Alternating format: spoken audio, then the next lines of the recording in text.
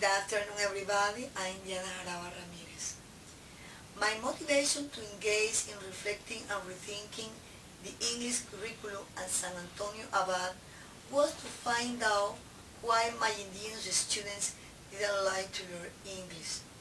So I didn't understand why they didn't like to participate in class, why they often skip English class, or why they didn't like to do their assignment.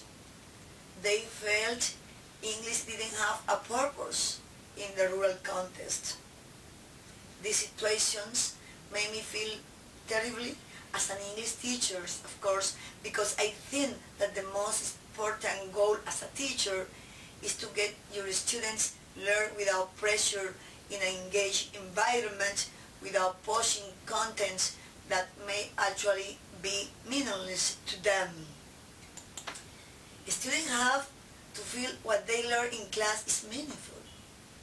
They have to feel happy and confident in class.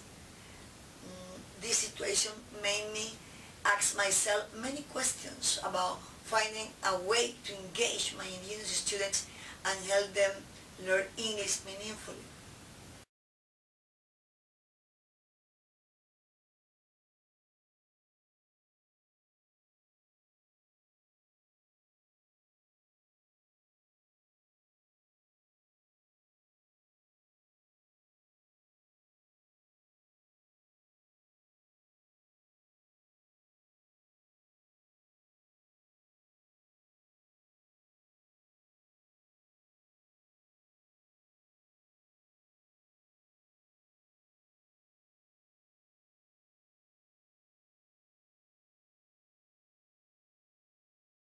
The main question that I asked myself was, what kind of tasks would engage English students and help them learn English in a way that is meaningful and reflect their interests and local reality? In order to find an answer to these questions, I got heavily involved into the indigenous community in order to learn more about where they live, their culture, as well as their needs. In doing this, I learned that the most important cultural and economic activity for them is weaving, for doing art and craft, which uses a natural fiber named caña flecha, or in English, the arrow cane palm. The caña flecha use the leaf, which are cut, deveined, straight, dry, dyed, woven, and finally sewn to make bags, earrings, rings, and other craft, for example, el sombrero volteado. So I realized that the Zenú community liked talking about this activity. However, they chose not to say or share much about it outside their community. Based on this research, we developed a strategy named New English, which uses the Zenú weaving discourses to motivate our indigenous students to speak English in a spontaneous and meaningful way.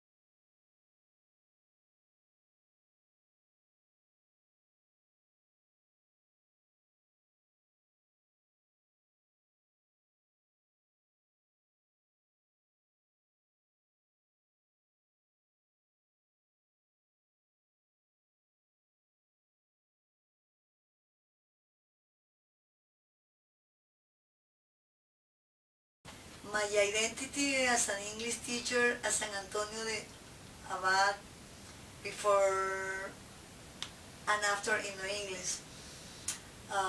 At the beginning of the process of implementing the strategy in English, my student perceived me as a foreign person who didn't have any idea about needs or realities. So I knew if I wanted to break with these biases, I would have to get involved into my student lives and try to understand their behaviors in and out the school. I had to think, feel, act, and talk as they did it in their indigenous context.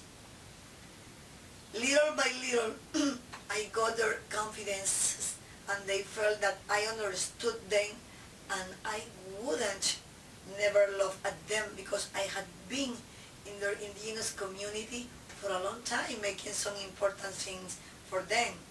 The largest volteado had in 2009 with more 600 indigenous people such as parents, teachers, indigenous leaders who told me to feel as a Senu Indian.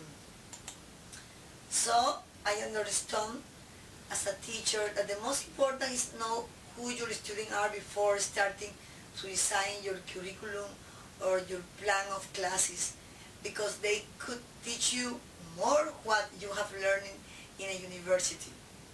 My students taught me to be more sensitive and responsible for my actions with them.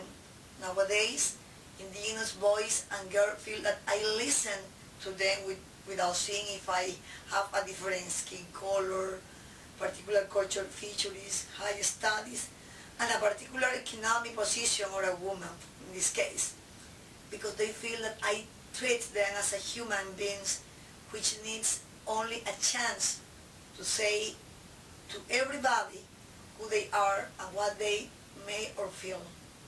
They need to say that they have much cultural features that they want to share with you.